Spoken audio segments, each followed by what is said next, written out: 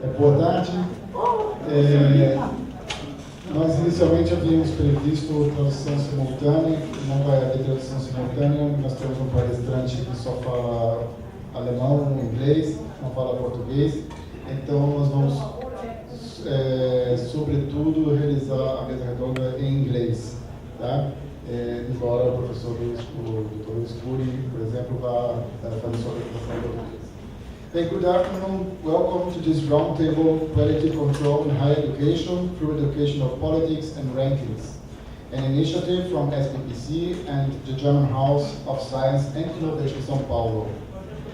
The objective of this initiative that we expect to repeat in the next annual meetings of the SPPC is to discuss things about higher education and research systems as well as politics, bringing best practices from Germany and Brazil.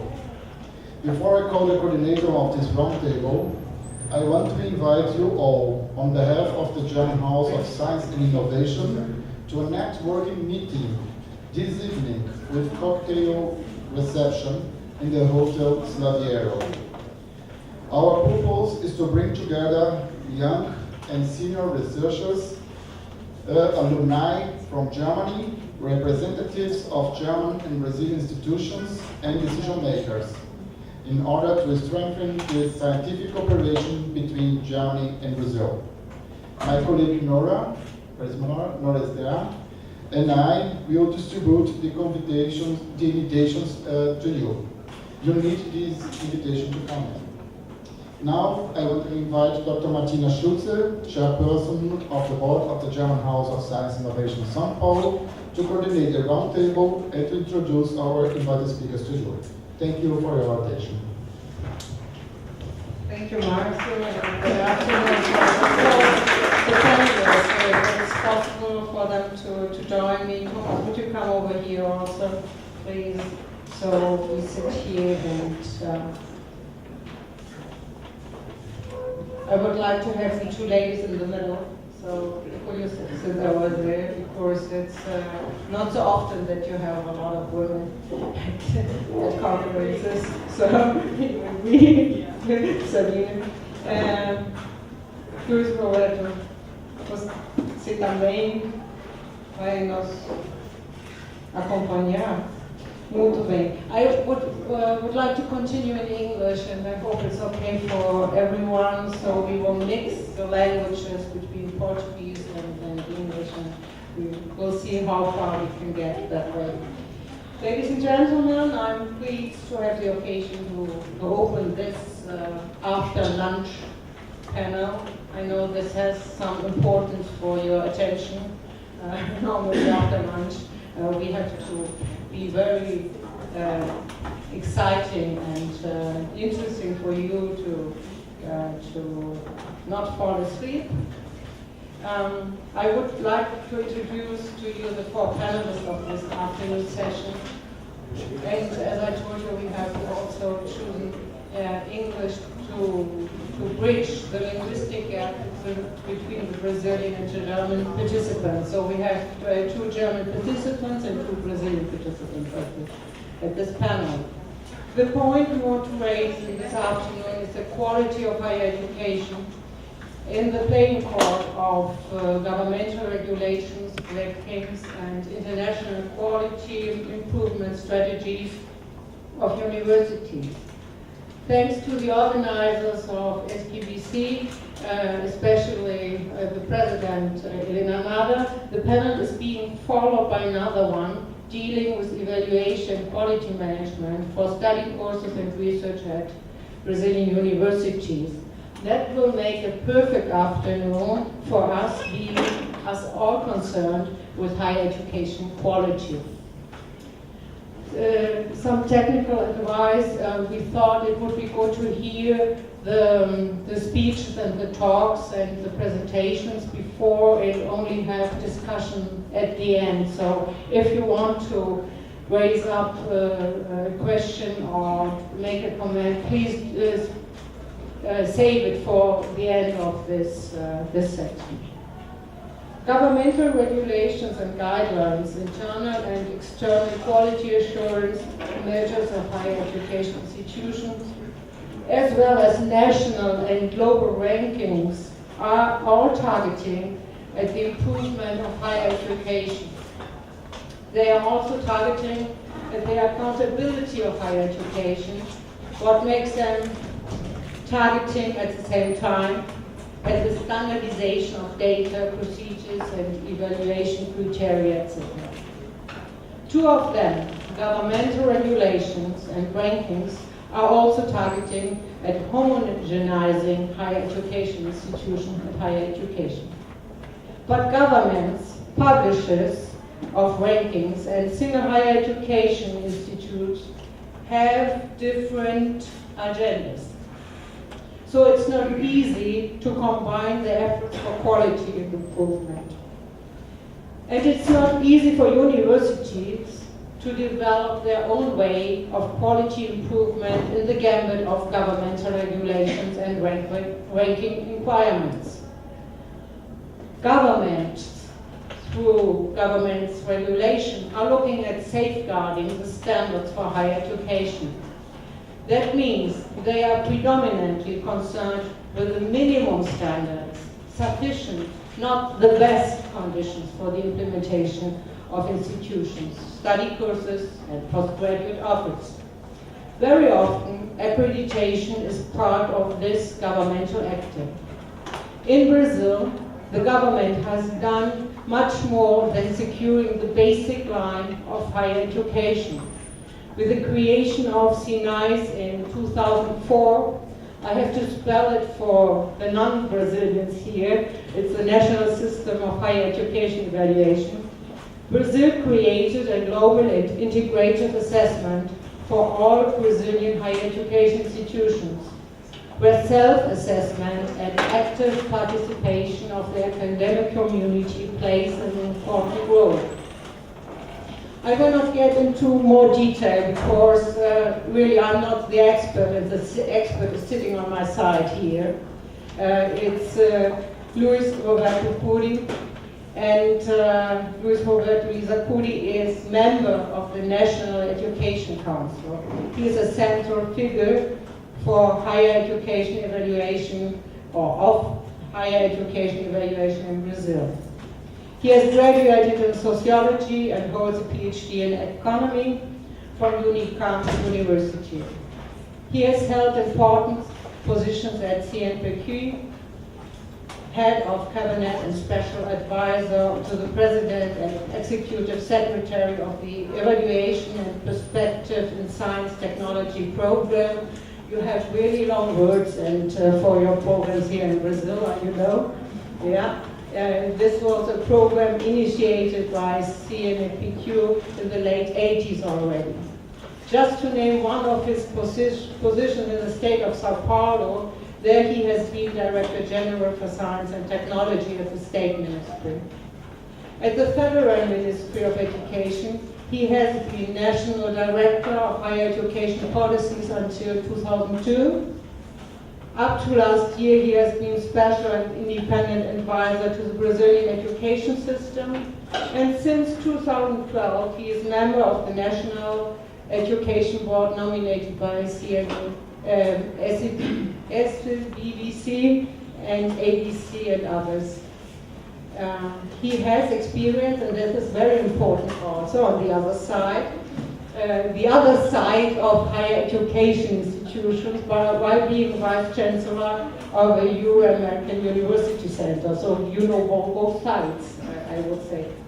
Today, he will explore the expansion of higher education from the perspective of national development. And certainly, he will tell us about the relevance of evaluation and regulation in this point. The floor is yours. Thank you. Bom, vou falar de português em pé, as duas coisas para discutir. Uma coisa corrige a outra.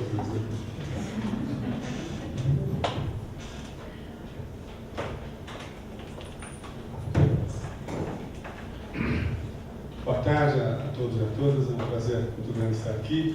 Prazer receber o convite do DWHI, Centro de Estudos sobre Avaliação Universitária da Alemanha. Muito bem-vindos a essa cooperação, e acho que esse é o início de uma outra larga cooperação que nós podemos fazer com a Alemanha na área de avaliação. Eu vou falar sobre avaliação, mas antes quero apresentar alguns dados, talvez seja conhecido de vocês. Esses dados eu apresento toda a palestra que eu faço, porque se trata um pouco do espaço onde a política pública ocorre, né? O espaço da educação superior no Brasil, e a avaliação é o centro da política pública da avaliação no Brasil. Então, esses são os dados atuais acerca da expansão, os mais relevantes, né? O número de matrículas, a relação de matrículas de instituições públicas e instituições privadas. Vocês notam, instituições privadas têm 74% das matrículas, o crescimento em 10 anos da educação superior no Brasil foi de 85%, o número de cursos totais e o número de cursos privados acompanha e excede um pouco o percentual de matrículas em relação ao público. Da oferta de cursos superiores no Brasil, 87% são presenciais, 13,5% são à distância. No último ano, ambos tiveram um crescimento contado aí 3,9% e 3,6%, o que no caso da educação à distância foi um fenômeno, porque a educação à distância cresceu 15% em 2011 e 2012, e cresceu 3,6% em 2012 e 2013. Né?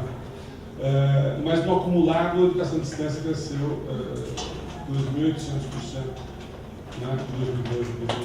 As matrículas estricto são os programas de pós-graduação, mestrado e doutorado no país. Né?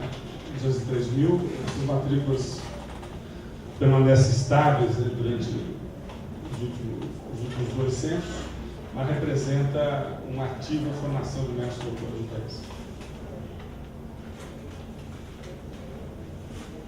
Vamos lá. Aqui é um pouco uma expressão do processo de expansão. Né? Eu costumo dizer que o processo de expansão no Brasil, além da expansão das matrículas, gera algumas restrições. Tá certo? Uma restrição que o processo de expansão gera é o da organização acadêmica. O país hoje tem 3 tipos de organização acadêmica: universidades, semi-universidades e faculdades. As universidades se diferenciam em função da exigência de programas de estrito sensu. 4 mestrados e 2 doutorados são requisitos para uma instituição se transformar em universidade. No país, além dos decretos presidenciais, uma universidade só pode ser constituída a partir de uma transformação de uma instituição já existente. Né? Portanto, muitas públicas se transformaram por transformação, outras por decreto presidencial. Agora, nós temos 8,2% de universidades no país em relação ao conjunto de instituições. No entanto, elas acumulam 53% das matrículas. Por outro lado, nós temos 84% de faculdades que têm 29% das matrículas. Esse tipo de expansão concentrada na universidade, tem a ver, obviamente, com a expansão de uma instituição que, muitas vezes, na maioria delas, não tem política institucional. Então, o que acontece aqui? Aqui nós podemos verificar que a expansão no Brasil ocorre muito mais por determinação da autonomia da universidade do que por política motivada, afirmativa, conduzindo a expansão do país. Né? Esse é um dado importante da expansão brasileira. Outro dado é esse. Quanto mais o sistema expande, mais se concentra em áreas de ciências sociais aplicadas. A administração, direito, pedagogia e contábeis são responsáveis por 40% das matrículas do país. Esse é um dado também dramático, porque revela que a expansão também não tem condução de política pública em relação a prioridades ou determinantes do país. Né? E se formos olhar no início nós vamos ver aqui o terceiro mais dramático problema, o cerceamento, né, ou limitação da expansão. As matrículas concentradas na região sudeste, mesmo com a expansão da educação à distância, que é um tipo de expansão que caracterizaria o atendimento das fronteiras nacionais. Porque a educação à distância é um curso com uma turma de 2.000, 3.000 alunos, tá certo? Distribuído em polos pelo país. No entanto, quanto mais cresce a educação à distância, mais concentra curso na região sudeste, onde tem excesso de oferta de cursos presenciais. E não muda o perfil de cobertura de matrículas de educação superior na região norte. Esse é um problema com o qual a política tem que tratar, não é? A expansão brasileira, portanto, gera de cara 3 tipos de limitações, que é a concentração de matrícula por organização acadêmica. Isso não é além do problema de destacar que há pouca intervenção de política no processo de expansão de oferta de novas vagas, isso depende muito mais das universidades do que do governo. Ele também destaca a dificuldade de cobertura de matrículas em regiões onde universidades sequer podem ser organizadas. Na região norte, por exemplo, 4 mestrados e 2 doutorados não é fácil fazer, não é fácil criar. Não é? E se as matrículas estão concentradas nas universidades, obviamente, a ausência de política explícita nesse processo dificulta a cobertura de matrículas aonde o país mais precisa. Certo? Por outro lado, a concentração em áreas, como a gente viu, é um drama. É um drama porque, obviamente, não se questiona a demanda da sociedade, se questiona a demanda das instituições. As instituições que decidem o que oferta, como oferta e para quem oferta e que região oferta. Não é? Quer dizer, elas são, e aí entra o nosso processo avaliativo, elas são avaliadas, não é? E a avaliação acaba por consolidar esse tipo de processo. Não é? A avaliação leva em consideração, portanto, não é? Para avaliar, porque eu pulei talvez uma parte, toda expansão dos países precisa de avaliação. Mesmo aquelas instituições que se originam de decisão política do governo, que geram decretos e aprovação no Congresso e viram instituições, são basicamente as universidades públicas federais, mesmo elas precisam de avaliação. Elas têm que ter os seus cursos reconhecidos e os seus atos iniciais de credenciamento renovados. Esses 2 movimentos necessitam do processo avaliativo.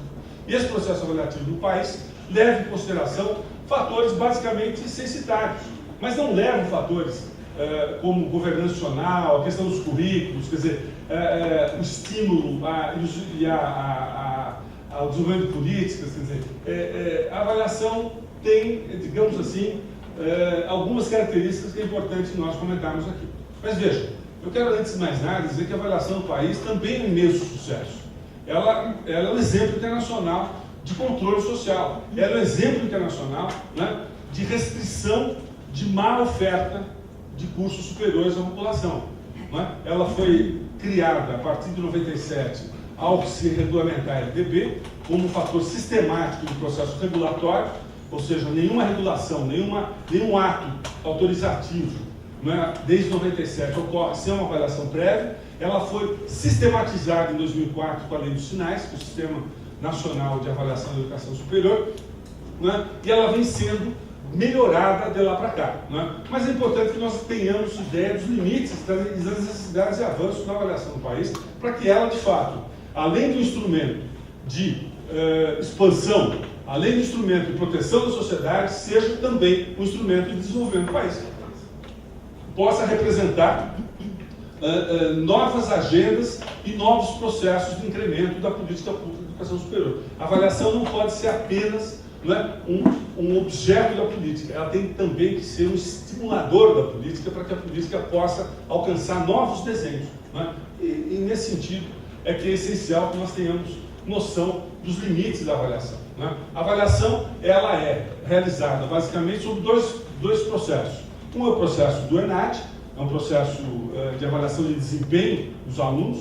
Não é? No entanto, os resultados são normalizados e, portanto, comparados. Não é? De fato, se 10 grandes instituições mundiais fizerem ENAD, sempre 2 vão ser muito ruins e 2 vão ser muito boas.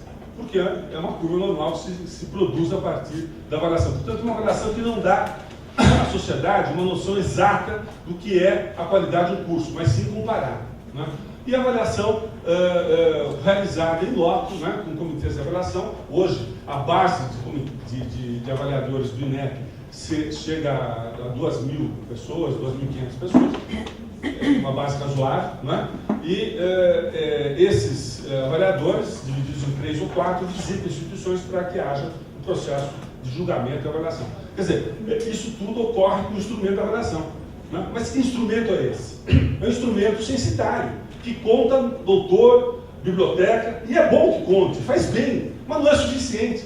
O país não precisa mais disso, o país precisa ir além disso. Ele pode continuar precisando disso, sempre, mas ele precisa ir além. Essa necessidade não pode se tornar uma suficiência permanente. Nós temos que olhar a avaliação como um processo de estímulo ao desenvolvimento institucional, como um processo de provocação de políticas institucionais e como um processo de governança institucional. E a governança é fundamental. Como é que eu vou produzir uma agenda de pesquisa? Como é que eu vou produzir uma agenda de extensão se eu não tenho governança institucional? Não é? E se todo esse procedimento depende da avaliação externa. Então vamos ver. A avaliação externa da instituição motiva, em geral, elas a tirarem o mínimo para continuarem funcionando. A avaliação externa da pesquisa motiva pesquisadores individuais a manter o padrão produtivo para a sua pesquisa, mas pouco se refere ao complexo processo institucional e às referências institucionais da pesquisa do pesquisador. Não é? E a extensão não tem avaliação.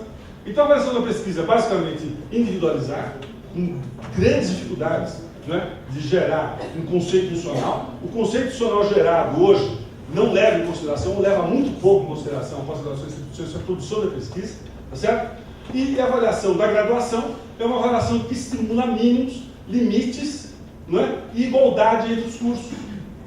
Quer dizer, eu não consigo diferenciá-los do processo avaliativo, não é, de fato. Eu não consigo, através do processo avaliativo, demonstrar ao país, não é, os êxitos ou os fracassos das grandes universidades brasileiras, para que elas possam retomar processo de desenvolvimento a partir da avaliação. A avaliação externa para as 20 melhores instituições brasileiras não dizem nada, ou muito pouco, porque pouco interfere quer dizer, o resultado não impacta a necessidade de políticas. Por quê? Porque não avalia a governança, não avalia a interação entre graduação e pós-graduação, não avalia currículo. Os currículos brasileiros são geralmente produto de diretrizes curriculares nacionais que o Conselho Nacional da Educação organiza. Mas como eles são recepcionados pelas instituições? Como currículos mínimos. Não é? As diretrizes que seriam um estímulo às instituições a organizarem projetos institucionais curriculares acabam sendo aplicados como currículo mínimo. Quanto tempo dura um curso?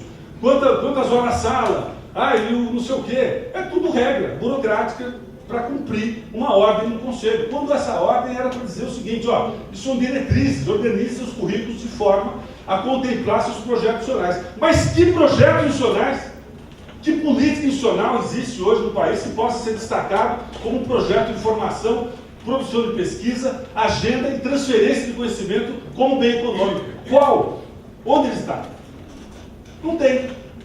Não tem. As melhores universidades brasileiras não estão compondo projetos institucionais, não estão institucionalizando a sua responsabilidade. Essa responsabilidade ocorre por vocação dos docentes, por esforço individual, não é? E por um conjunto de obediências ao regramento educacional federal. Então a pergunta que eu sempre discuto numa universidade, das mais importantes, é: qual é o tempo mínimo de engenharia? Se eu fizer o curso de 4.200 horas, o Conselho vai aprovar? Não, peraí, 3.100, e se o meu curso tiver 3.500 horas? É 3.100, e cadê os bacharelados interdisciplinares, que foi uma vocação, não é, dita pela política há pouco tempo atrás, não é, como um espaço essencial para a formação, não é, contemporânea e adequada à conjuntura? Uma universidade brasileira foi formada a partir de bacharelados interdisciplinares da Universidade Federal do ABC. Não é? Agora você pega esse bacharelado hoje e vê uma grande força vindo da pós-graduação do estricto senso, no sentido de desfazê-los, porque eles são infuncionais, até com a perspectiva de continuar a trabalhar em pesquisa na universidade. As novas gerações de professores não têm condições de mantê-los, porque não entendem muito bem isso. E o regulamento do MEC destrói, porque o bacharelado interdisciplinar prevê ciclos de terminalidade de formação. O primeiro ciclo, ao não alcançar o número mínimo de horas das DCMs, pode ser considerado irregular, não é? Porque são cursos de bacharelado. Um curso de bacharelado, no mínimo, tem 3.200 horas. E muitos ciclos de bacharelados interdisciplinares, como é o caso do bacharelado de Ciência e Tecnologia da UFABC, tem 2.700. Aí tiveram que aumentar o primeiro ciclo para 3.200. Bom, então o curso de engenharia vai ter 6.000 horas. Aí não dá, não é? Quer dizer, as políticas que geram os instrumentos de avaliação e o exercício de avaliação que gera a regulação e a estabilidade normativa, vamos dizer assim, que é, digamos, a tranquilidade da sociedade em relação ao funcionamento de uma instituição, acaba gerando um limite sério, que é o de não estimular o desenvolvimento institucional. E essa ausência de estímulo eu considero, né, um desafio imenso da avaliação do país. Da avaliação do país. Nós não sabemos hoje o que queremos nas melhores universidades brasileiras. Não há um conceito avaliativo externo e não há um conceito avaliativo interno. Isso também não estimula as instituições a construírem um processo de autoavaliação capaz de demonstrar, aos avaliadores e ao conjunto da sociedade quais são os seus planos, quais são os seus projetos. A autoavaliação institucional é uma obrigação do SINA. Pela lei dos sinais, eles cumprem a obrigação burocraticamente. As que cumprem, porque muitas também não cumprem. Isso não ajuda. Então, eu gostaria de destacar esse desafio da avaliação do país, que de fato aqui é um processo de como se organiza burocraticamente. Aqui o total de avaliação feito pelo INEP numa série de 10 anos. Também o ENAD atuando em quase 70 mil cursos em 2015, aqui até 2014. Aqui o modelo de quantas avaliações foram feitas em geral no país, de 2012 a 2014, são 14 mil avaliações. Ou seja, é um esforço nacional imenso, é um custo imenso. 14 mil avaliações envolve quase 30 mil visitas e 50 mil pessoas, é claro que são repetidas, mas envolve 50 mil presenças. Essa é uma mobilização que deveria ter um resultado mais amplo, deveria ter um impacto, por exemplo, na inovação, essencialmente fundamental. Por quê? Porque através de uma avaliação institucional poderia se construir os descaminhos internos que levam à ausência de uma boa transferência de conhecimento para a sociedade. A avaliação institucional poderia identificar a precariedade dos programas de propriedade intelectual, a inexistência de núcleos de inovação tecnológica, os NICs, que é uma obrigação legal, tá certo? A deficiência de agendas de pesquisa, a destruição do conceito de interação entre graduação, formação, renovação curricular e fronteira do conhecimento. Isso acabou no país. Nós não temos nossos currículos não são alimentados pela fronteira do conhecimento, eles são alimentados pela burocracia passada. Nós vivemos numa síndrome de conservação. Nós não gostamos, ou não queremos, ou não somos estimulados. Eu acho que é a terceira alternativa correta. Não somos estimulados a transformar. Somos estimulados a conservar. Um sistema de avaliação, inclusive, no ENAD, que gera o seguinte: eu vou transformar meu curso, eu vou fazer um currículo contemporâneo, eu vou ser conjuntural, eu vou fazer um curso adequado à fronteira do conhecimento, e o ENAD? E meu aluno que vai prestar o ENAD? Ele vai ser avaliado com um curso conservador, com um currículo atrasado, ele vai se ferrar no ENAD, minha nota vai cair, eu vou perder dinheiro. Então vejam a dificuldade, tá certo? E de fato, uma prova do ENAD tem que ser geral, mas ela é básica. Mas esse sinal não é transmitido pelo Estado, que a avaliação do ENAD é básica e que as diferenças curriculares não importam e não impactam o desempenho do aluno no ENAD. O que passa é que a prova do ENAD é conservadora, o currículo é o conservador, e se eu inovar meu currículo, meu aluno não vai ter um bom desempenho no ENAD, a sociedade vai achar que meu curso é uma porcaria, indecente.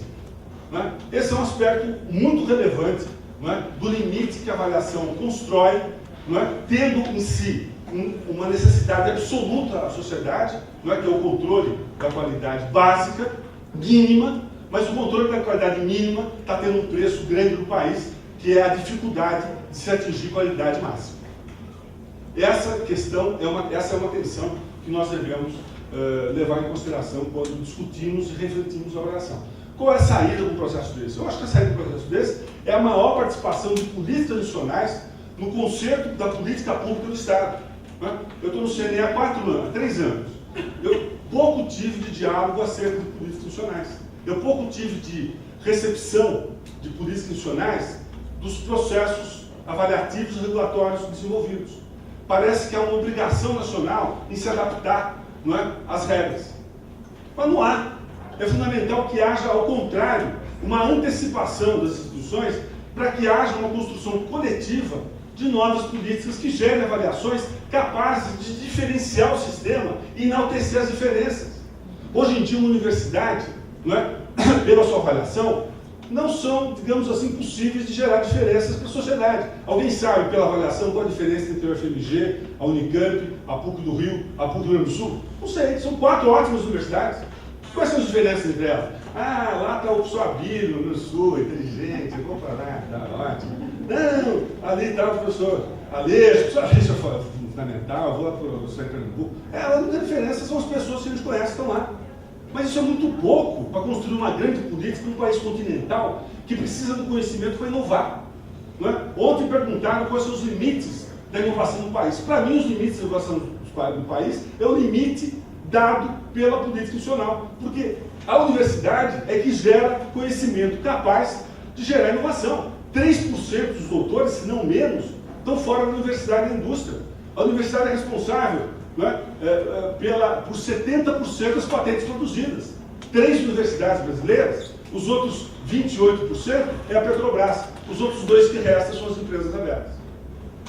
Quer dizer, nós precisamos construir um processo avaliativo capaz de identificar esses desafios, capaz de acrescentar esses desafios dinâmica e mobilidade social, capaz de expressar para o nosso egressante, não é, o resultado da efetividade da política. O censo tem que parar de contar matrícula, mas tem que começar a contar empregados, ingressantes empregados. Quantos são? Ingressantes com êxito, quantos são? Ah, eu gerei 7 milhões e 800 no Matrix, vai ser o próximo censo. E sim, quantos empregos, quantas soluções, quantos processos de desenvolvimento, como é que nós expandimos nossa fronteira, não expandimos? Com 8% há 10 anos na região norte, nós não expandimos nossa fronteira, certo?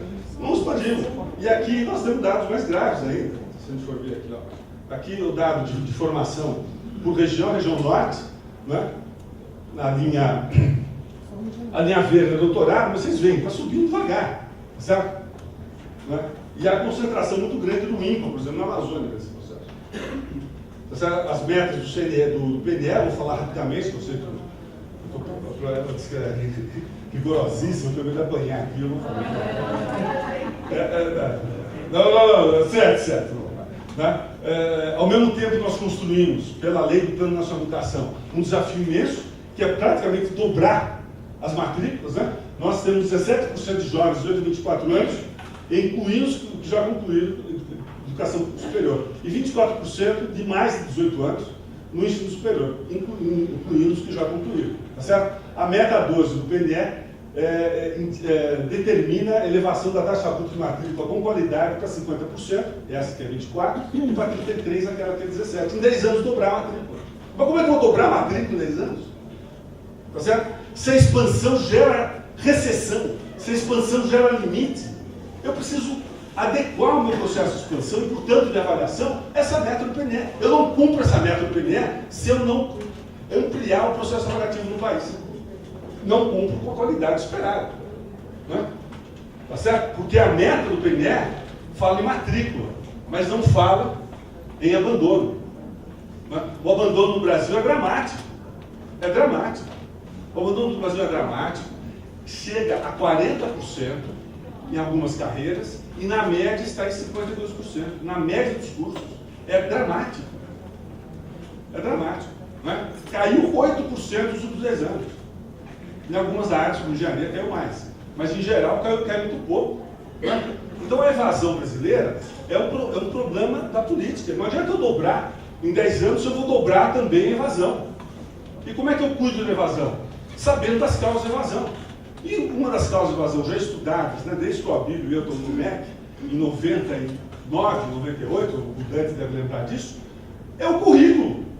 É a chateação de ficar, não é, 5 anos sentado numa sala de aula. Não é? O currículo de engenharia do MIT são 2.800 horas. Os currículos de engenharia do Brasil são 4.000 horas. De sentada. De sentada. O estágio obrigatório equivale a 10%. Em alguns casos a 20%. Certo? Muito pouco. Não é? Muito pouco em relação à necessidade de se consolidar políticas abrangentes e de inserção na conjuntura, não é? Que gera o emprego e que gera o benefício econômico. O estágio hoje é um problema para a escola, para o aluno e para quem recebe. É um problema. Não é? Ele não é uma solução curricular. Não é? Ele é uma obrigação curricular que gera dificuldades, problemas e impaciências. Esse é o estágio. Como é que a gente vai expandir o estágio se nós não fazemos uma política adequada para o ingresso? Ou se nós temos 80% do curso dados dentro de sala de aula? Como é que eu vou me comunicar com a sociedade e dar um sentido ao estágio que garanta ao egresso, não é, êxito e sucesso? Como é que eu vou usar o estágio para ampliar a interação entre pesquisa e extensão? Ué, o estágio é um instrumento que tira o aluno da sala de aula e ele é também burocratizado. Primeiro, porque é muito pouco tempo. Segundo, porque não há uma política institucional que dê relevância a atividades práticas, não o laboratório, atividades práticas que representem a absorção da conjuntura como fator de qualidade para o curso. Porque aqui ninguém leva conjuntura em referência quando se fala em qualidade. Quando ele parece que é uma coisa construída na década de 70, e muitas vezes é, porque muitos currículos, no fundo, são expressões da década de 70. Então esse é um problema sério que nós temos que vencer. Mas gera isso que nós já conhecemos. Certo? Nós temos que ter clareza também que isso gera uma outra realidade. Né? A realidade da evasão estrito sensu. 66% dos municípios brasileiros não tem nem polo de educação superior. 66%. Não tem informação e conhecimento instalado. Certo? Isso não é só um defeito de expansão, é um defeito de como a expansão se organiza no país. Não é? Concentrando matrículas em áreas, em regiões, em formas de organização. Muitas universidades são formadas com 4 programas de mestrado e 2 de doutorado, simplesmente para ganhar autonomia, para expandir vagas e para ter mais matrículas. Não para fazer projetos integrados e institucionais. Tá certo? E aí, como é que nós vamos ficar? Como é que nós vamos gerar inovação? Como é que nós vamos mudar a cara do país? Como é que nós vamos avançar no THE se a cultura de expansão, se a relação entre sociedade e universidade se dá, não é, dessa maneira?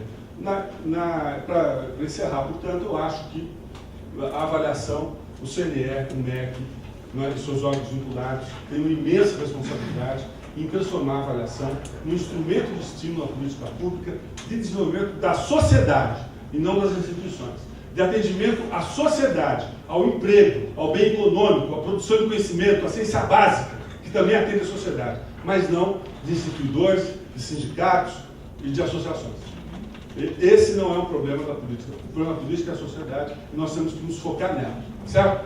Eu quero dizer que recentemente nós mudamos nosso instrumento de avaliação, numa ação conjunta governamental, e essa ampliação já se faz sentir. Mas foi um passo dado. Nós precisamos que as instituições, a SPPC, a ABC e até órgãos internacionais nos ajudem, né, a debater, a refletir e avançar em conjunto. Isso só faremos em conjunto. O Estado não pode ser agente e ator ao mesmo tempo da política pública. Ou ele é agente ou ele é ator. Certo? Muito obrigado pela paciência. Desculpa.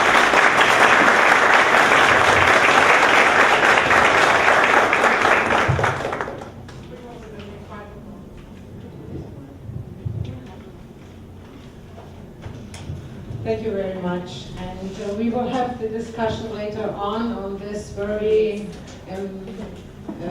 not only interesting, but really appealing talk we heard from Luis Roberto. So I would like to introduce now my dear colleague and friend Thomas Schröder from the German Embassy. He is actually the German scientific attaché in Brasilia. He has been working for the European Commission in the area of higher education, and he has been also working at the, I don't know the German word for it, Grundlagen and the Grundsatz department. What would you call it, Abilio? Grundsatz department, what is it in English? General question? No, it's not general. It's very profound questions you have to deal with when you are working on that department in the German Ministry of Education and Research. And he has been delegated to German embassies in Japan and South Korea. So he had also the chance and the talent to organize several conferences on the topic of quality assurance. Thomas will give us some information on the European 2020 strategy, which foresees concerning the topic quality assurance a slightly different approach from the Brazilian national strategy, focusing mainly on accountability, okay, that's the same, but also on enhancement. And we heard now that it's more restrictive, the policy in Brazil, than enhancing the quality. He will also give us some examples from his former posts in Japan and South Korea. Thomas, would you please? Thank you, Martina. May I take this seat, please? Actually, after your speech focusing on national quality assurance, I would move my focus a little bit to international rankings. This goes back to Shanghai ranking in the 19s, where the Chinese government wanted to know how good our university compared to others. And then after we had a lot of private initiatives, like QS or Times ranking, they're all private initiatives to make international rankings. And when you look at the rankings, you will see the first Brazilian university in Times ranking of position 201 or something like this. So it's not so impressive. If you look to this ranking, in Korea, they are very ambitious in education games, and they made the target 10 years ago. We want to be in the top 100. We want at least 2-3 universities have to be there. And I know specifically the case from the most prestigious institute in Korea, which is KAIST, where the president of KAIST went a week to Times ranking in London and studied carefully, step by step, what are the indicators. And then he came back and changed his university within 3 years. He made it pressure like hell. There was a big scandal because 6 students killed themselves within 1 year. One professor killed himself, but he succeeded in one sense. KAIST became number 20 in Times ranking. It didn't help because he has been fired afterwards because the pressure was too high. But they reached this target. So you can reach this target if you want, but it doesn't say anything about quality. I'll give you another example. Korea University, which is a famous university, the president of the new president of that university came and studied their positioning in the ranking, and he was surprised, oh, we are under 20. And then he studied carefully why we are 120, because he was sure we were not so good. And he realized the number of the professors, how they are counted, assistant professor, and whatever different levels you have, were different, was not equal. So he corrected this, and suddenly Korea University went up to 180. It's another. So you see, if you focus too much on this international ranking, which they do in Korea, then you make a lot of mistakes. Another big mistake will happen very quickly in Korea. They're all looking after this ranking, so they all go in the same direction of development. All institutes will develop in the same way. It doesn't make any sense. It does not make sense that each university is international. It does not make sense that each university has international professors or whatever. Another case, they hired for $2 million professor and Nobel Prize winner to Korea. $2 million. This professor came there 2 days and left. In the ranking, you can see it, but it wouldn't help. They hired a Max Planck professor for 3 years. And this professor, I met this person after 1 year, he didn't have the office after 1 year. Half a year later, he had an office, but not a letter. You can do this, but I think it will not help you so much in the long run. So that's why my proposal is, if you go for international rankings and want to have some Brazilian university better position, don't go for this private rankings, because they have other interests. They have interest, for example, to sell the top 20 universities, which are American. And you pay a lot of money. Germany, they don't sell the education, so you will find them 50, 80, 90, 150 in this position. They are quite good, but not on the top 100. But do you know how many universities we have in the world? More than 10,000. So if you are on the top 100, what does it mean? So it's good enough if you are top 500. You're still very good compared to international university.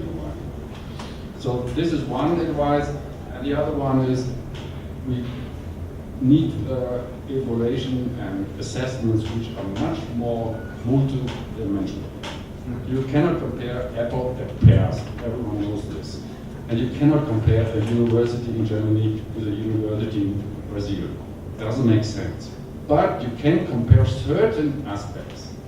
And these aspects you can group. And then you can say, okay, let's evaluate or compare a German postgraduate course on history with a Brazilian one. This might make sense, but only if you really group and only if you're really multi-dimensional.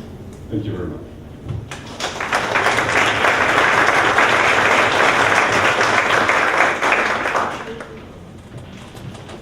Yeah, you gave me a good pass to me, talking about football. I should not talk about football. I heard volleyball was better than football last year, and volleyball this year was 4-1, or somebody can correct me, for the Brazilian side, so or 3-1, and there are 4 goals left to be reduced in the time. The first, as you told, Thomas, the first global university ranking was produced in 2003. You didn't say that, but it was exactly the Shanghai Jiaotong University which introduced the ranking of world universities to benchmark Chinese universities with top universities of the world. And in 2012, the Folia de Sao Paulo decided to follow the example of Thomson Reuters and to create as a publisher a university ranking. The WRAF is a national assessment classifying roughly 200 Brazilian universities, 192 Brazilian universities, public ones and private ones. And the RAF is based on 5 key indicators and publicly accessible data, as well as opinion research, in this case by Datafolha. Here with us is Sabine Rigeti. She is the organizer, she's the boss of RAF. So she is to blame if something went wrong, but she's also the one who develops it further on. She's a journalist, graduated at UNESCO. She holds a master and a doctorate degree in scientific and technological policies from UNICAM, where she teaches scientific journalism. She writes on science and education for Folia de Sao Paulo and for Abecedário, which is a group Folia blog. At the Folia of Sao Paulo, she organized this group, Folia's University Ranking, which is in certain competition with the CAPES ranking, I think, and you are sometimes or more often coming to the same results. So maybe it's a duplication of results, and maybe it might be interesting to talk about this afterwards. Okay, but what is important, she has been awarded with the Estácio Journalism Award in 2013, and she is editor of several books dealing with the access to and the right of education. So, Sabine, the floor is yours. It's very cold here, so see if you can do some movements so that the people and you won't froze totally. Thank you. Eu vou falar daqui. Alguém pode passar?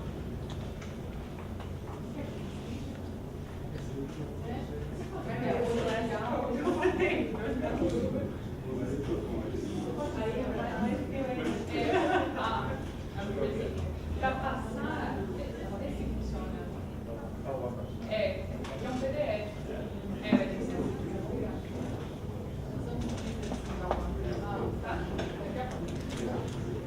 So I'm probably the youngest here, but I have an old back, so I have a surgery on my back 2 months ago. So that's the reason I have to stay here, and I will need some help to do my presentation. So first of all, I want to thank SPPC and for having me here. It's interesting because I've been participating at the conference since 2003 as a journalist, first as a science reporter, and then as education reporter. more focused on higher education.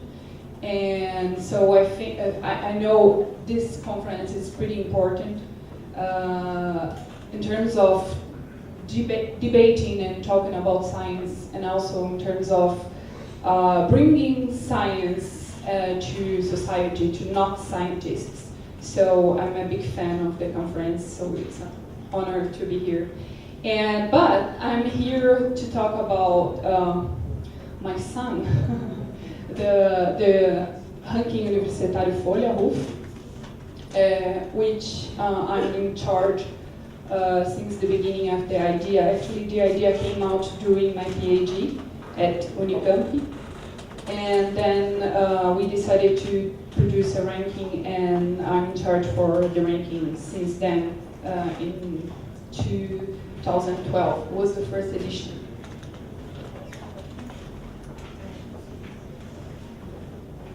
So we're just talking about this. I have to talk a little bit about how the international. So I have to talk a little bit about how this idea of producing a university rankings came out. I'm not going back to Greece or the beginning of the humans or something. I just wanted to talk about the first ranking was released by China. We just talked about this. It was interesting because there was a request, a very clear request from the government. So Chinese government wanted to know how the top Chinese universities were performing if we compare the Chinese universities and some of the top world-class universities. So the idea was is knowing better what the top universities were doing and doing somehow the same thing. And so Chinese government made a request for a team in Shanghai University, and they built the first methodology, the first ranking in 2003. And what they did, they ranked 500 universities, and with a methodology I will talk a little bit later. And in the last edition, last year, the first university, the best university according to this ranking was Harvard, which is not very surprising because Harvard is very rich, and they have 44 Nobel Prizes, so they have a lot of money, and so it's the first one in the ranking. And the two best universities in China are Tsinghua University and Shanghai University, which is interesting. They are both somewhere between between 101 position and 150 position. They don't actually specify, but it's somewhere in this group. And our best university in Brazil is in the same group. So this ranking is saying that Brazil is doing somehow similar in terms of higher education that China is doing, which is interesting and very different from the other ranking. Much better now. And the other ranking, this is a very interesting story. The year after Times Higher Education, we talk a little bit about this. Times Higher Education, with this British, decided to launch another ranking, another international ranking, covering more universities, covering 700 universities around the world, and also mixing qualitative and quantitative indicators. So the results are somehow different. The best university, according to this ranking, the last edition, is Caltech in California. Harvard, I think, is the second one. And China is interesting. Actually, the University of Tsinghua is doing better in this British ranking than in the Chinese ranking, because the methodology is different. So according to this ranking, China, there is one Chinese university between the top 50 universities. And Brazil is doing much worse. We have our top university, which is USP, Universidade de São Paulo, is somewhere between 226 and 250. So it's very different result. And then Times Higher Education decided to create some, how can I say, local rankings with very specific methodologies, like ranking universities of the BRICS, or young universities under 50s, or Latin American universities. So they decided to create different methodologies to different scenarios. But what about the national rankings as the ranking we do at Folha de São Paulo? So actually, national rankings are older. They exist for decades. The first national ranking, so the first ranking that actually covers the universities of the same country, of our country, the first ranking, national ranking, was created in the United States more than 30 years ago by the U.S. News, which was that time it was a kind of newspaper, but now they have some news at the website, but they are very, very focused on doing rankings. So nowadays they produce rankings, like they rank everything. They rank universities, schools, cars, hospitals, which is such a big deal for them, companies. So turns out the main product for the US News now is the ranking. And at the newspaper I work for, Folha de São Paulo, people say that I'm creating something pretty similar. Maybe in a few years we're producing rankings but not news no longer, but it's a joke. So they start producing this ranking, and it's interesting. I've been there 2 years ago to talk to the editor, and that was the same person that actually created the ranking 30 years ago. And he told me the idea was answering a bunch of students from abroad that time want some information to decide where to study in the United States. So this editor told me they were receiving letters, that time with letters, many letters for Chinese students, from Saudi Arabia students. They're asking for information about the US universities, because they have to pick a university to study there, and they had that time they had no information about the US universities to make a decision. So this editor saw like a business opportunity there and decided to create a ranking for the students abroad to help them to pick a university to study in the United States. So this is how this ranking came out.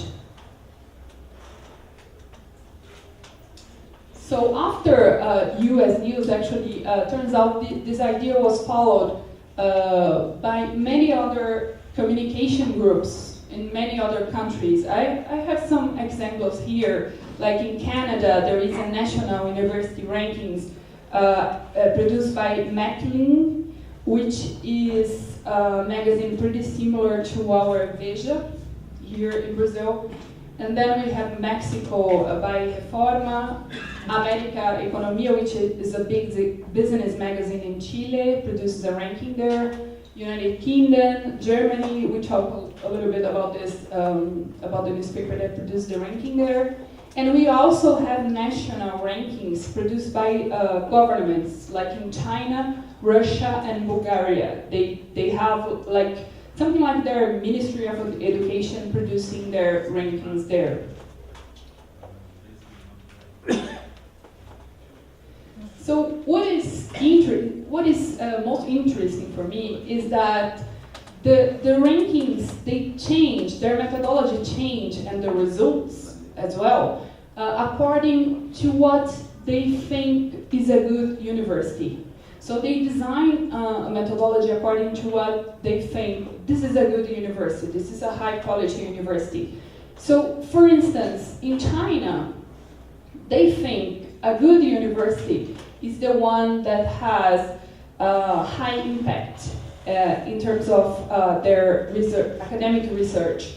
So they consider that a good university is the one that has a lot of papers at the journals, scientific journals, Nature and Science, which I think you are aware it's very, very difficult to publish an article in Nature or Science. They are very high impact. So for China, this is one important metric. And United States, it's very different. For instance, they consider the professor's incoming. It's an important metric. So how much money this professor make, it's an important metric. Or the number of students per classroom. They decide that a good university has classrooms up to 20 students per classroom and per professor. So it turns out most of the universities start splitting the classrooms to achieve this 20 students per classroom. Anyways, in Russia, very different. They consider the opinion of the students. So they think it's pretty important to do a survey to consider what the students think about the university infrastructure. So this is one of the main indicators for the ranking there. So, but we also have some indicators that I named regular indicators or something that appears in most of the rankings. So the number of professors with PhD is one indicator that most of the rankings consider, or the number of citations per higher education institution are two examples.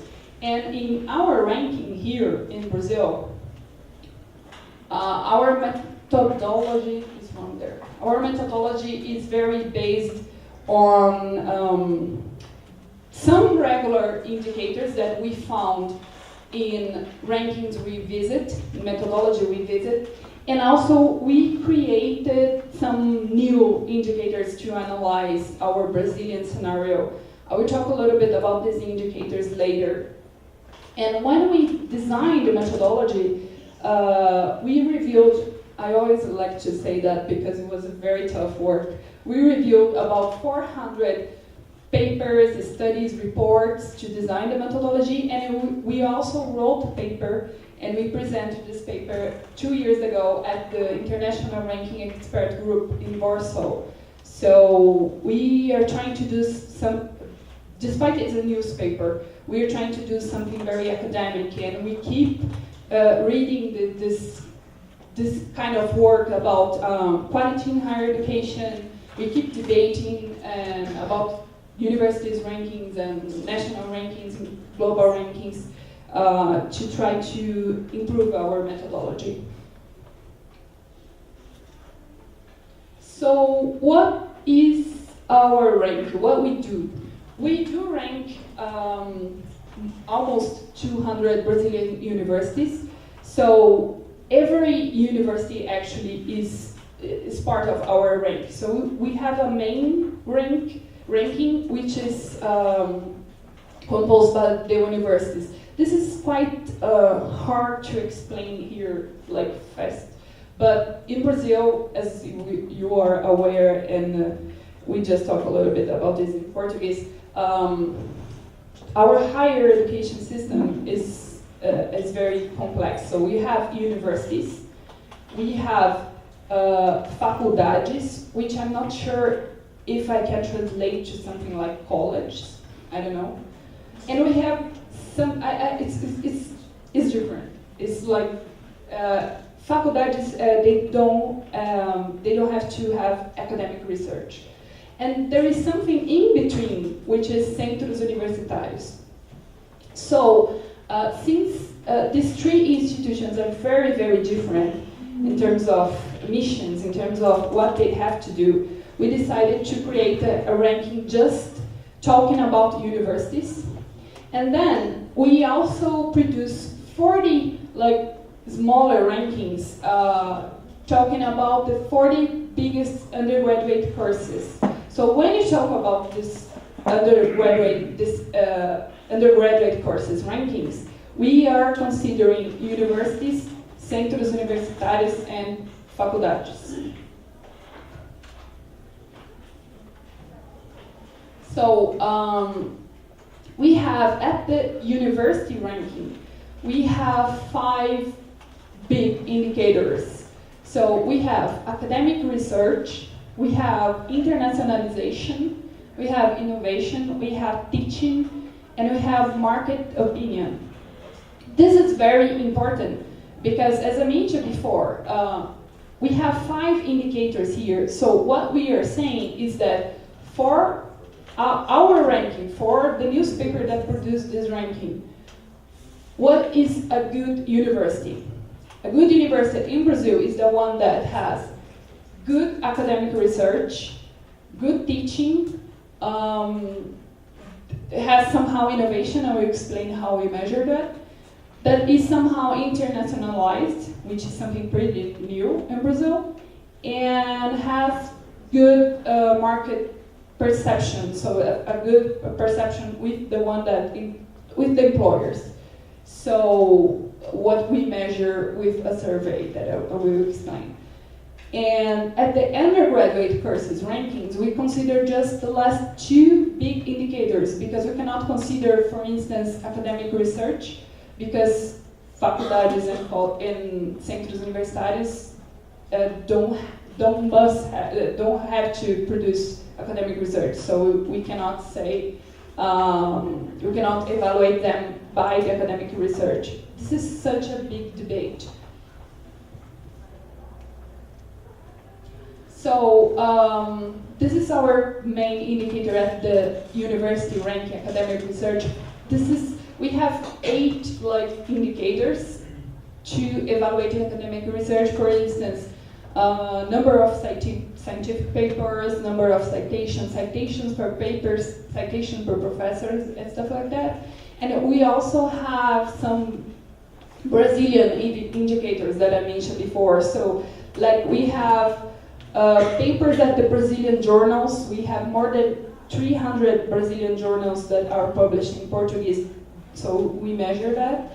And we have number of top scientists. We don't have in Brazil Nobel Prizes, but we do have bolsista CNPq, which are translated to CNPq fellows, something like that. So the top scientists, they are part of this CNPq fellowship, something like that. So we consider the number of how many CNPq fellows each university has. So this is the internationalization. This indicator was not in the first edition. We decided to create this indicator at the second edition. And this is innovation. Innovation is important. It's something hard to measure because we don't have enough data in Brazil about it, but we decided to measure at least the number of field patents. And it's important to say that it's the number of field patents and not the number of patents, because we have a huge backlog in Brazil, so which is about 10 years, maybe sometimes 14 years. So we decided to evaluate the number of field patents. And then we have teaching, which is a very important indicator in the ranking. Here, in this both actually indicators, we have some qualitative analysis. So we have a survey with higher education professors in the whole country, and we asked them, so what can you say what is a good university in your area, and something like that. And this is a huge survey, it's a national survey. And then we have a survey with employers to try to evaluate market opinion. And this is also a huge survey in the whole country, and we talk to schools, companies, private companies, public companies, hospitals, like a bunch of people.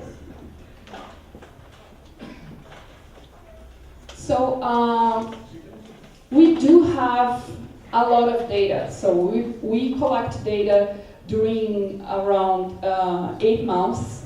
It's a huge work.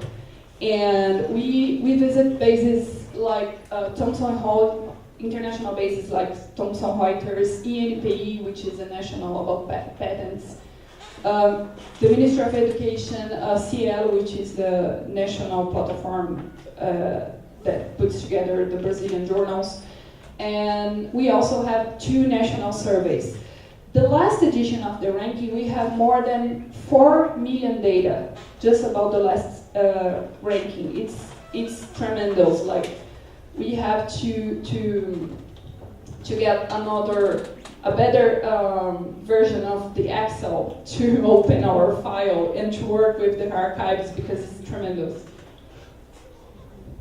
And when we first launched the ranking 4 years ago, we didn't know actually, like, we thought, okay, let's do the ranking and let's see what will be. And turns out now the ranking is such a big deal to the newspaper. Like, we have, if you go to our website, you'll see we have many options to work with data. This website is very, there is a very high access to the website. And we receive like several emails and letters and calls from students, researchers, government, higher education directors and rectors, and also journalists that use the data and ask questions about the data. So I think it's a very important instrument nowadays about higher education. And our 4th edition is coming soon in September. So we are just finishing the 4th edition. Thank you. Thank you very much for your kind words. As we spoke, I've tried to get my slides ready, and I succeeded, which I don't do very often. It happens all very smoothly here. Thanks to the organizers for having me. Thanks to this crowd. I'm surprised that you are so interested in quality assurance things. When you go to conferences like this in Germany and a panel on quality assurance is happening, there would be about, let's say, 10 persons or so. Because in Germany, everybody's a bit tired about talking about quality assurance, and so I'm very happy that you are interested in my topic, which I'm dealing all the time with. And as Martina said, what I want to do is to share some thoughts with you on what universities can do in order to use quality assurance processes and quality assurance instruments as a tool for strategic decision making, and not looking so much at what's happening around them, what is the expectation anybody else has towards me, but instead of that, looking at what they themselves can do in order to achieve their strategic goals. And the title of my talk, now, as I look at it on the big screen, it looks a bit more pathetic than I wanted it to sound. So it isn't meant that pathetic. I think it's a very sober thing to look at universities from a very strategic point of view. And okay, so now I try to develop my argument. First of all, I would like to take you back a little bit into history. And that means thinking about where does this thinking of quality assurance come from all of a sudden. It is pretty new, at least to European university systems. And what we see now in many parts of the world is that there is a trend towards regional harmonization. Universities, systems are gathering together in order to standardize in regions. We have it for instance, in Southeast Asia. They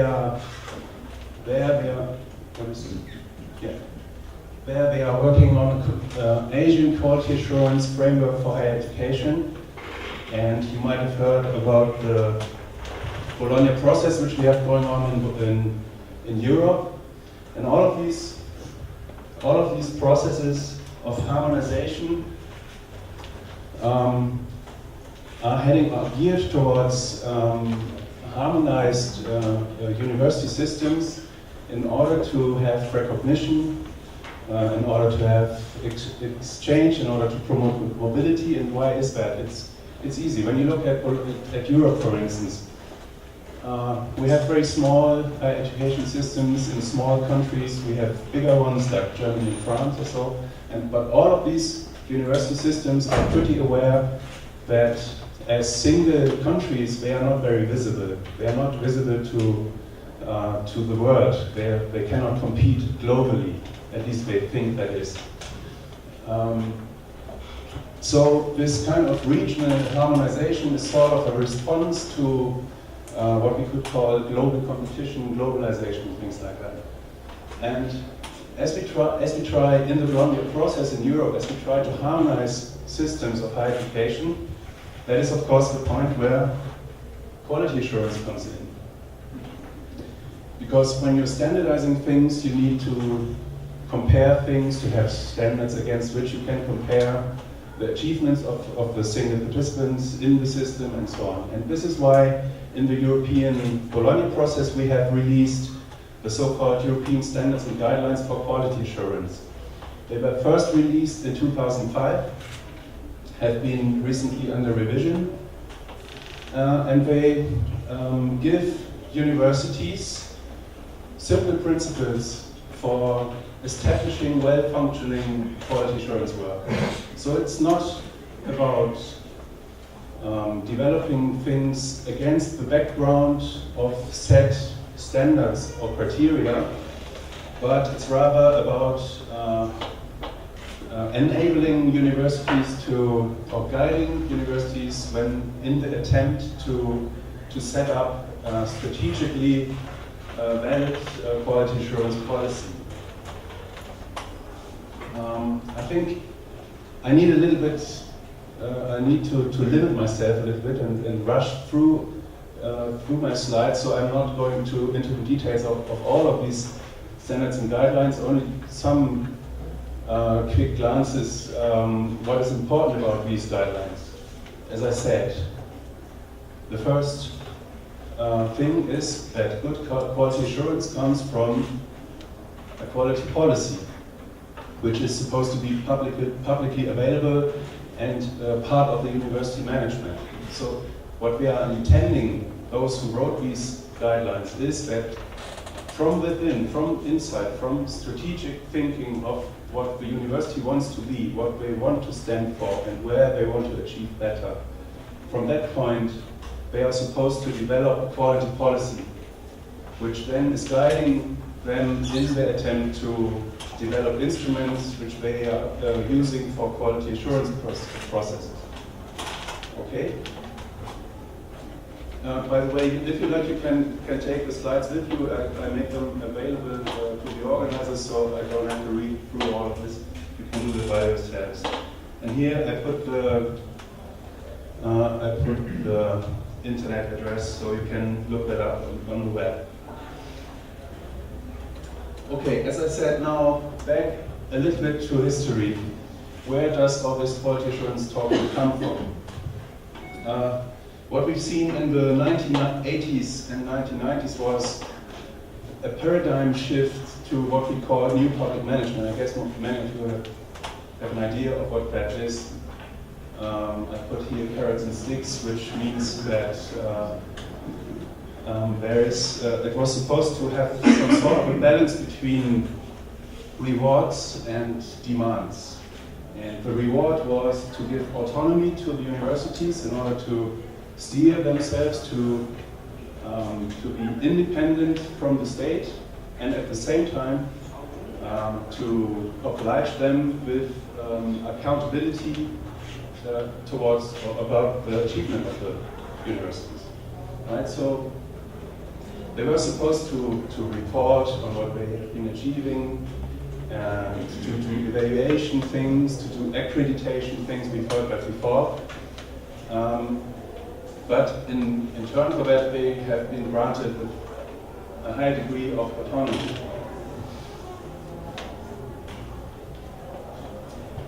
Why was that? Back in the 1980s and 90s, the public households in Germany were under high pressure. As you might know, Germany has a federal system like we do have here. We have 16 federal states, and they are in charge of running the universities is a publicly funded university system. And at the time of the new public management paradigm, the households were under pressure, so they thought it was a good idea to withdraw from managing the universities in detail.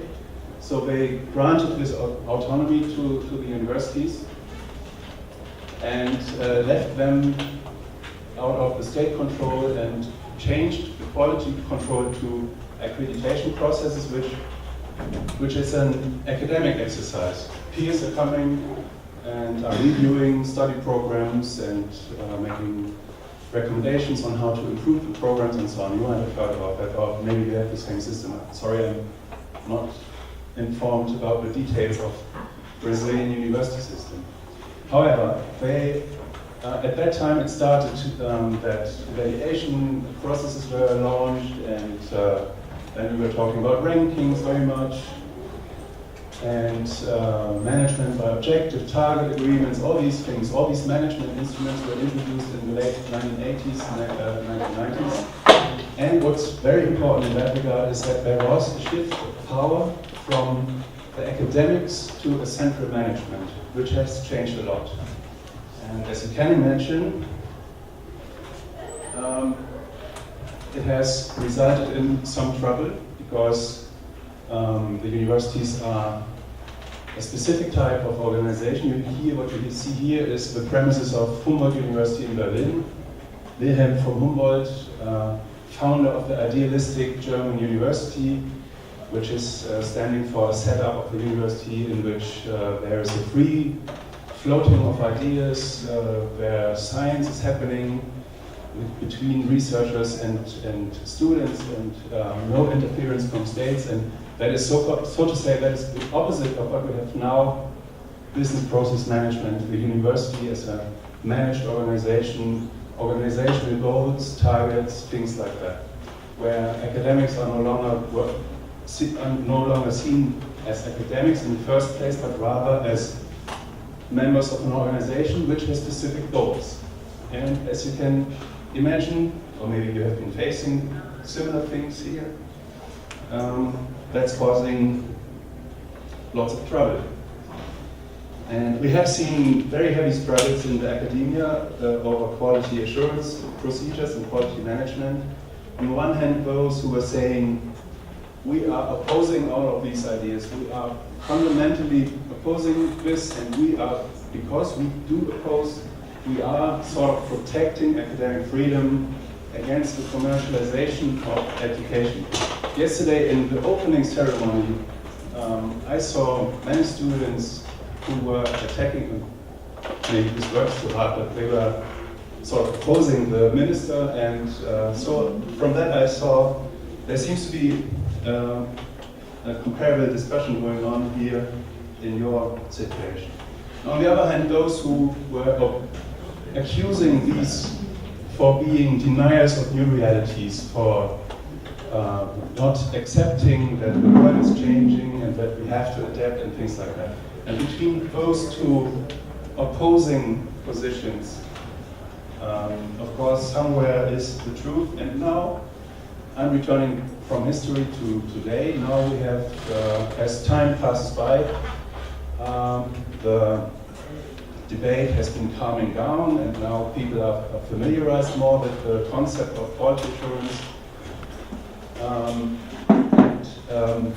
As the world is changing, universities are turning more and more into organizations which are both at the same time, which are academic and manageable at the same time. And this brings me to the reason why I called this talk Change is the Only Constant. I think it is very important to think of quality assurance in terms of an instrument which helps us to analyze changing environments, changing circumstances under which we are operating, and to try to use the respective instruments for our own goals, to see it as a means for developing strategically into the directions which we think are worth developing to. And I give you two examples. maybe only one example for these changing environments. One, demographic change is the one which is very much challenging the German higher education system. And depending on the time which we have, I can briefly talk about changes in the setup of the modern knowledge society. However, first, demographic change. What would you guess is the average age in Germany? Not the Germans now. Brazilians. Make an educated guess. 30? 56? 30? Right in the middle. Average age is 44 years. Yeah, I'm right on at the average. I looked it up from the statistics. Brazil is 32, and in emerging countries like Vietnam, we have an average age of 25. And I hope you can see that map. That is the map of Germany at the level of counties. And you can imagine that the darker the reddish color, the worse the situation. So what you see from here is that in the eastern part of Germany, the effects of the demographic change are very heavily by now. This is today. And why is that? In the case of East Germany, we have the same effects of demographic change. We are an aging society, plus after the reunification of the two Germanys, people were in socially insecure situations, they stopped having kids. And these are the birth cohorts which we would expect now to enter university, and we are simply not there. And this is why the number of high school graduates goes dramatically down. And all in all, we will have a loss of population in East Germany through 2060 of up to 30%. And you can imagine that this is putting heavy pressure on higher education systems. By the time of 2030, there would be only 2/3 of you here in this hall. And even today, the finance minister is approaching the universities and says, "What am I funding? Your lecture halls are empty. Why am I funding you?" And this is why universities need to develop responses to that pressure. They have to think of how to develop higher education in a way that is attractive to new target audiences, for instance, or that is attracting other types of students.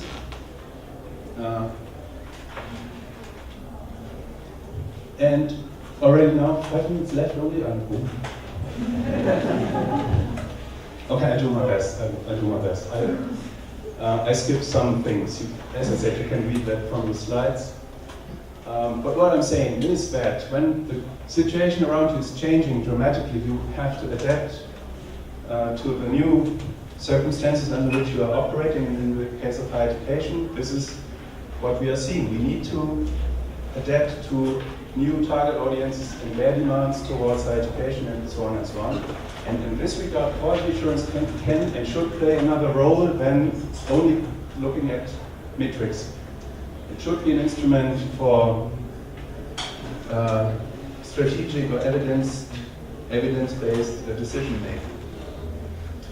Now, what I've been talking about so far is only, let's say, observations. And as we are all scientists, we are obliged to systematize, to theorize observations. And when looking at universities from an organizational theory point of view, one could draw back on a sociological approach from Tackle Parsons, system theory person from the US, from his biggest times were in the 1950s. Some of you, are there any sociologists in the room?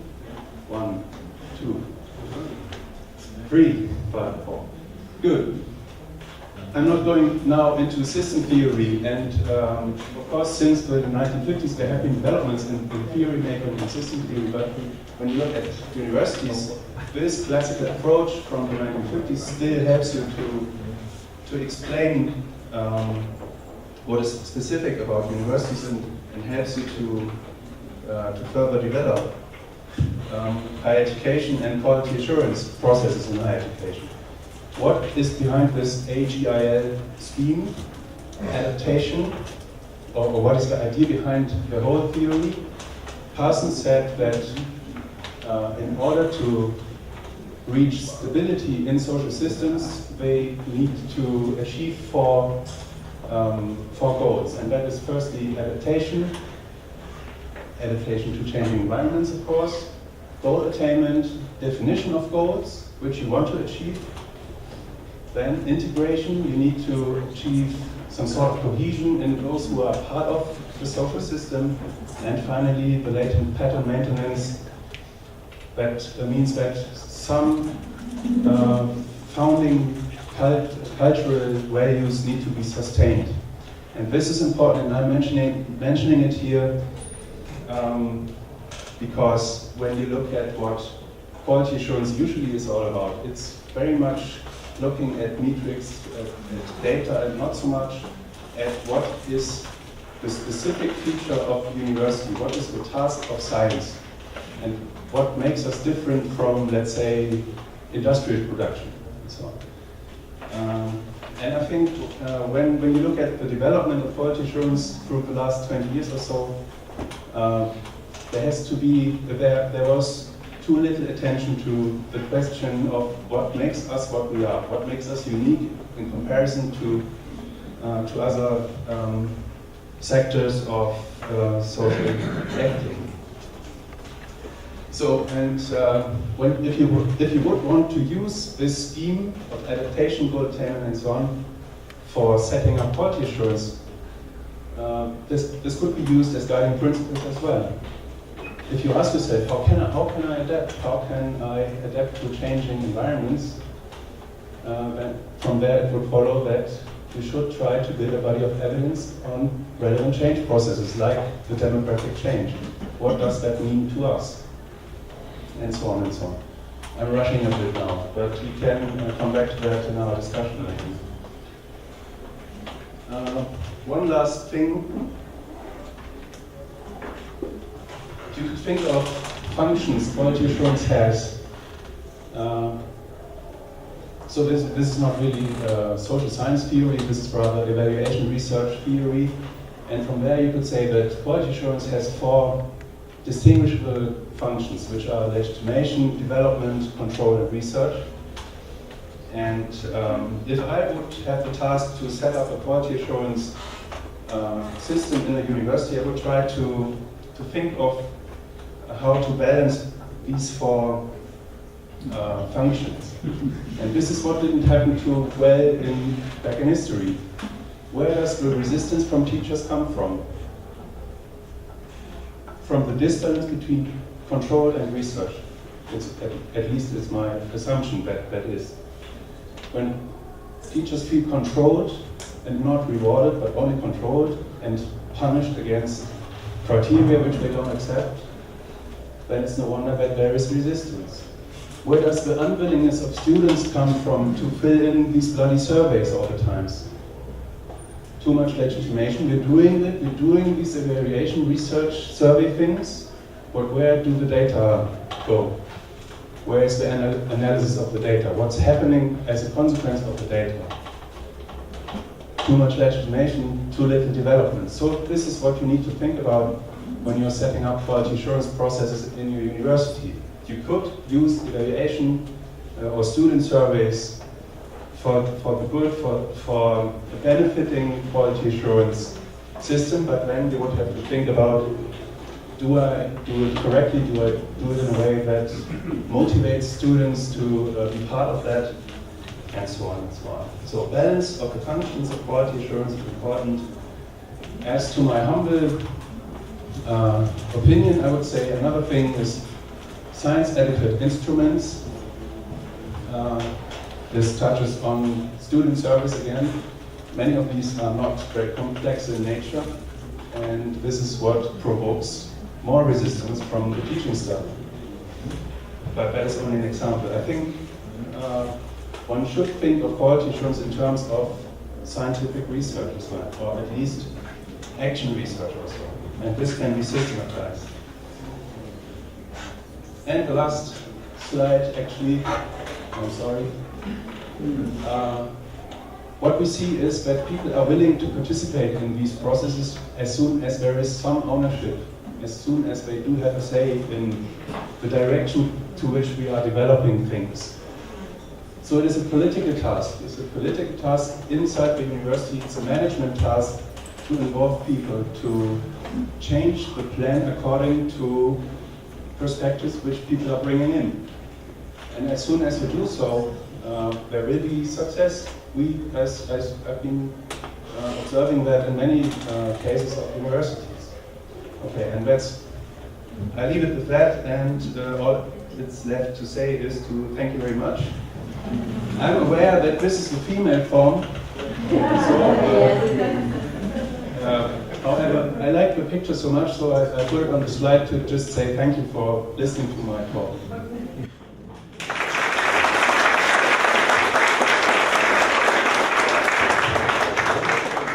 Thank you very much. I would like to ask the members of the table to come again here for some discussion on what you have heard, we have heard, and what we have shared. At the same time, Matthew told me not to forget to remember you that asking for the obvious, not really in this questionnaire, but please fill it in and hand it over to our colleagues who will pass through. So we are evaluated, we are being evaluated, and you are evaluating at the same time right now, and I hope really that we are not asking the obvious with this kind of questionnaire. Who's willing to open the discussion?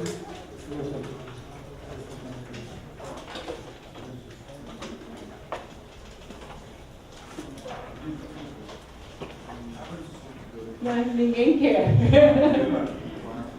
Também pode perguntar em português, no caso. Tá, senhor.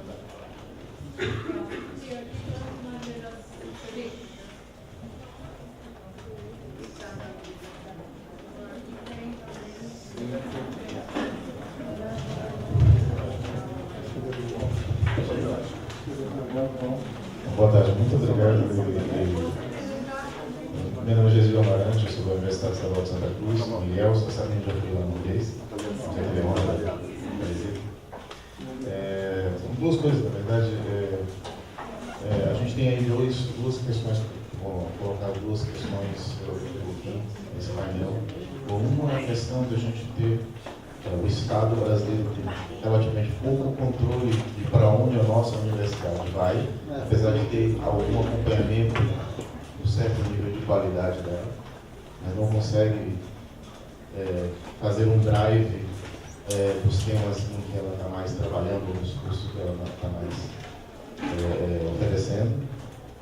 E a outra questão do próprio sistema de avaliação de quão bom, e comparativamente quão bom o trabalho está sendo feito. Eu gostaria de fazer uma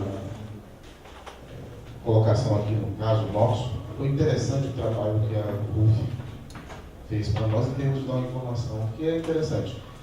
É verdade que a gente não pode se guiar muito pelos índices e pelos rankings, porque senão a gente deixa de fazer o nosso trabalho.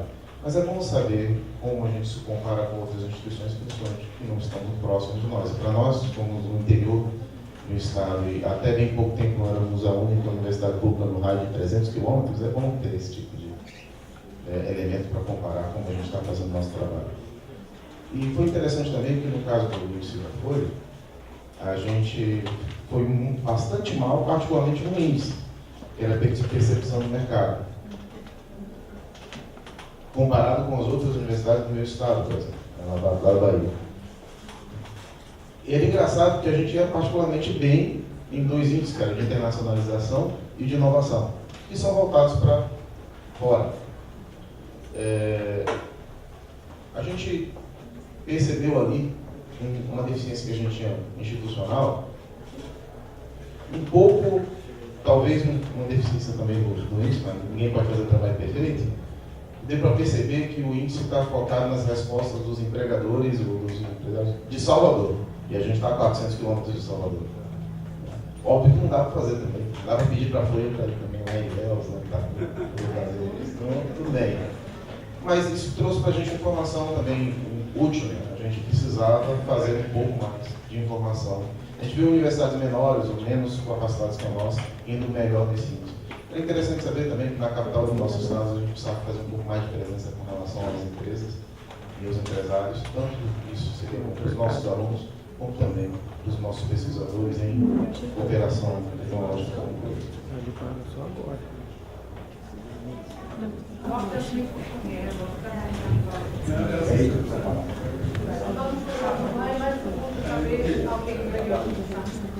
name is Cristina Quintela. I am at the moment president of Fortec, which is like IBM class or Praxis Unique in UK. And I would like to speak in Portuguese, if you don't mind. Primeiro, adorei o RUF. Foi a primeira vez em qualquer desses únicos de inovação que eu disse. Esse vale a pena e realmente disseminamos na nossa lista de contactos dos núcleos de inovação tecnológica. Meus parabéns, de público agora. A segunda coisa é, na sua fala, a importância do impacto social na sociedade, do que nós estamos fazendo.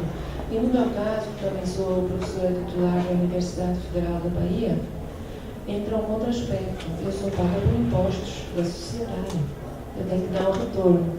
E se eu vejo um número de pessoas formadas, não quer dizer que estão empregadas. Ou que estão nos estratos salariais que dão uma decência no cotidiano da vida do brasileiro.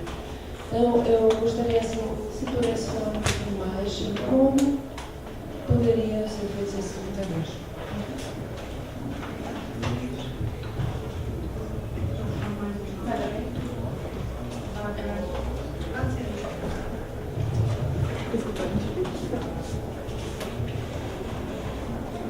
Boa tarde, meu nome é Letícia, eu sou professora da Universidade Federal do Vale do São Francisco, que é uma universidade bem jovem, ela fez 10 anos.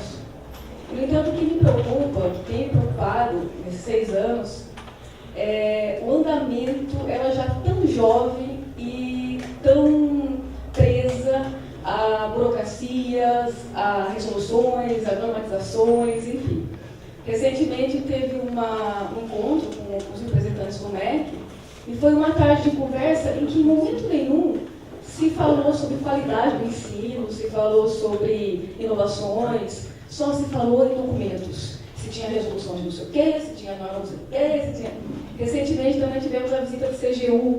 Depois dessa visita do CGU, a gente começou assim a ficar tenso. Até se cogitou colocar ponto, para a gente bater ponto. Eu digo, meu Deus, o que está acontecendo com a universidade? E eu pergunto, será que é só lá, uma universidade tão jovem, já incorporando tanto essa burocratização, né, do ensino, da pesquisa, da extensão?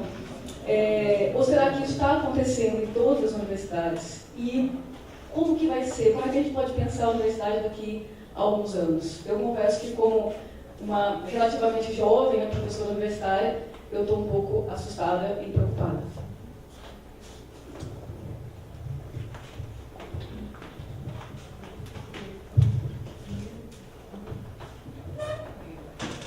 I will answer the question in Portuguese, if you don't mind. Sobre a sua questão,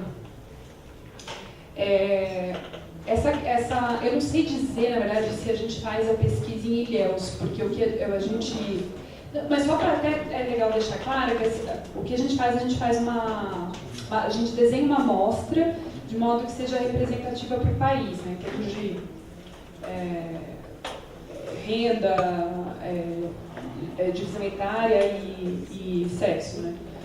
Então a gente tem sim, a gente vai para as capitais interiores, eu não sei dizer Ilhéus, mas esse indicador ele tem um problema, que é o nosso indicador de percepção, é o indicador mais problemático. Eu não defendo, não, isso é perfeito. Esse indicador é o mais problemático de todos, porque ele pega muito Primeiro, um trabalho de marketing que algumas instituições fazem, algumas privadas fazem muito bem, e segundo, o tamanho. Então, por exemplo, a gente tem um fenômeno que é o FMG.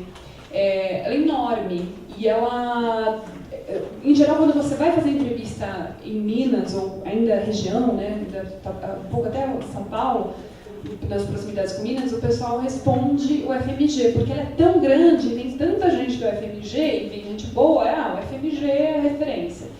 E acaba um pouco apagando as outras universidades mineiras que são muito boas também, né? Então isso é um problema. Como que a gente faria para corrigir esse problema? A gente até almoçou hoje conversando sobre isso.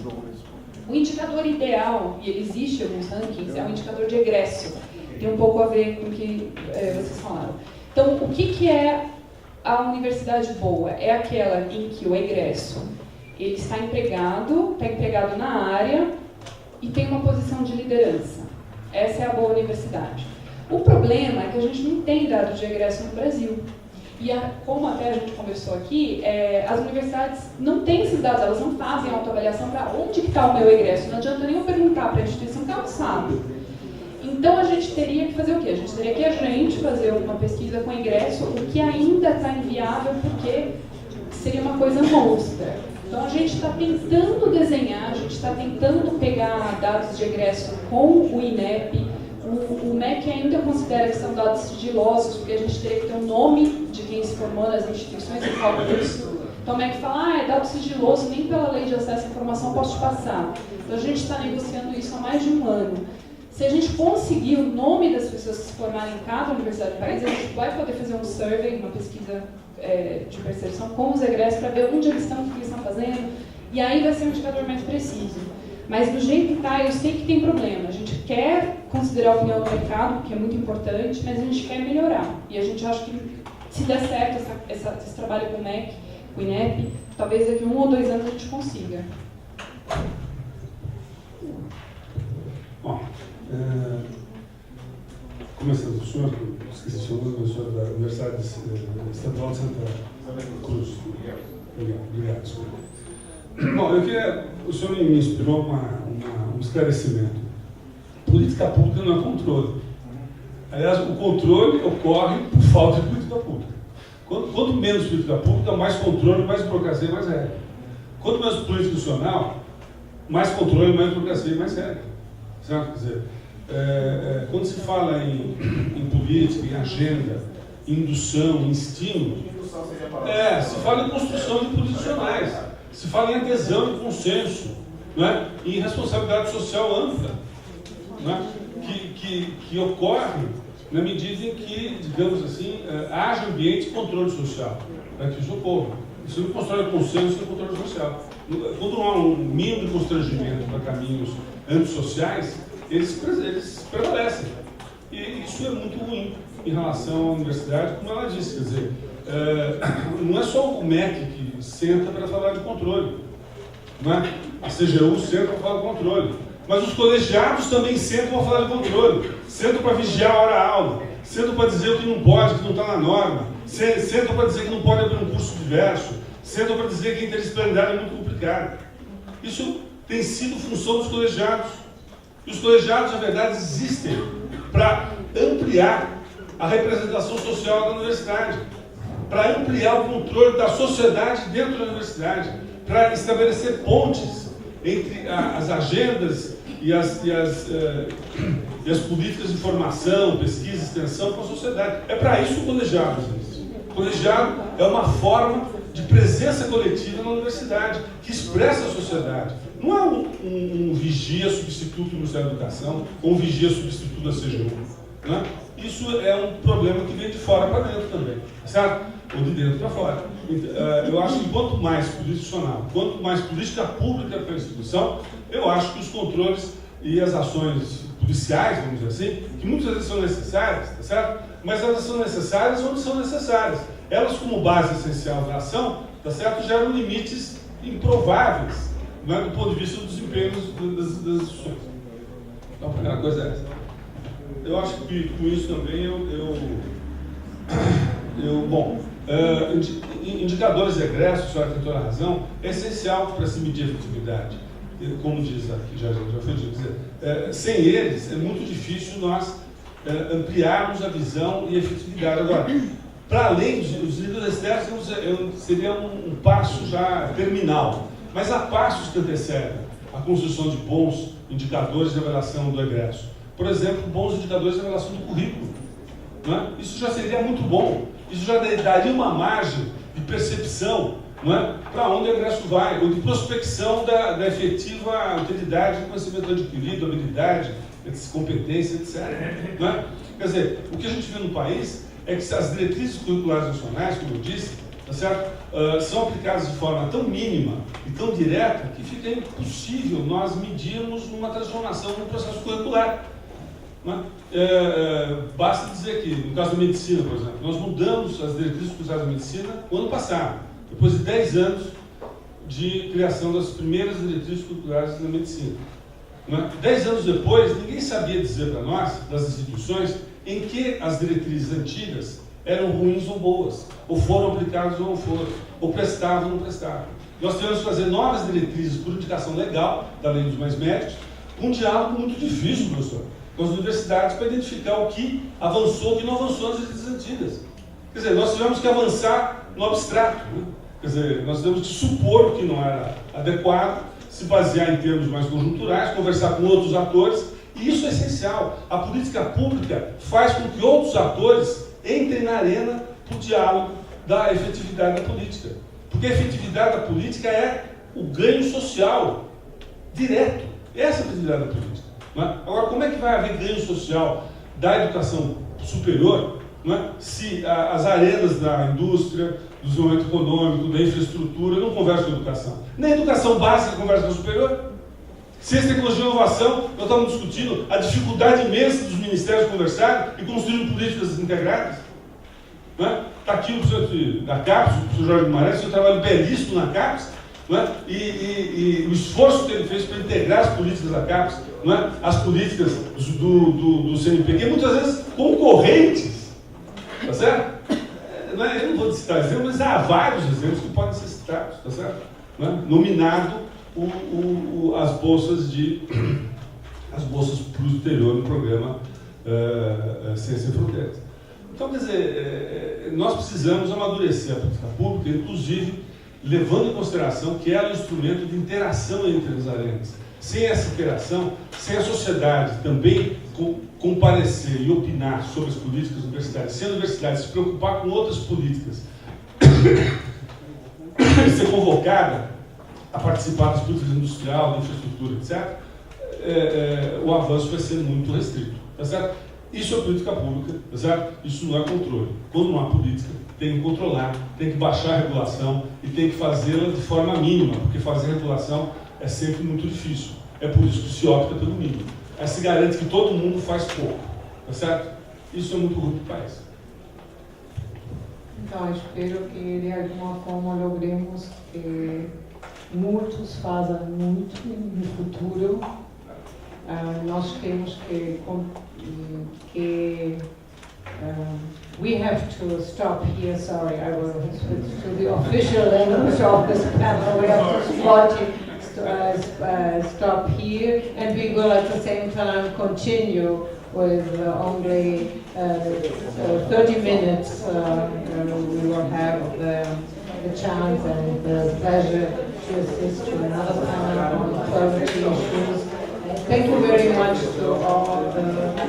to the audience for staying with us through the cold times and the hot times like now, and also to the panelists for bringing new ideas for us, and I hope they have found on a fertile ground.